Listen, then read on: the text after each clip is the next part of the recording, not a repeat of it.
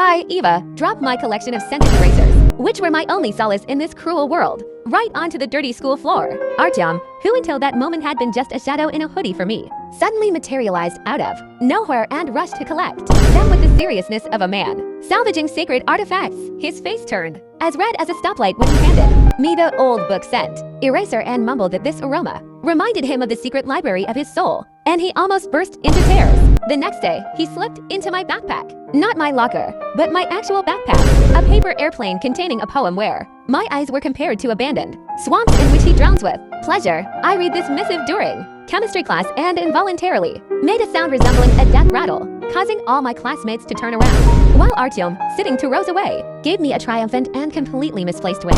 He began performing accidental feats in the name of his love, such as single-handedly standing up against 3 7th graders who had allegedly looked at me the wrong way, losing the fight and getting punched in the nose, but then proudly declaring it a wound of honor. Every morning he would meet me at the school entrance with a silent nod and hand me some symbol, like a seashell, in which he claimed he could hear an echo of my voice. The climax came on the day when, having learned that I did ballet as a child, he staged an impromptu performance in the gym during recess to a song from Swan Lake, played on his phone, wearing only shorts and socks, trying to portray a dying swan, and finished in a pose that gave him a leg cramp. The whole class, including the PE teacher, applauded him with tears of laughter in their eyes, while I tried to chew my sandwich while staring at the floor, praying for the abyss to swallow me whole. But the most terrible thing happened to me. I started to notice his absence when he missed school due to the flu, and in the silence devoid of his daily heroic act, my life suddenly seemed empty and meaningless, which made me panic eat an entire chocolate bar and reread his terrible swamp poem 3 more times. At the school dance, under loud pop music,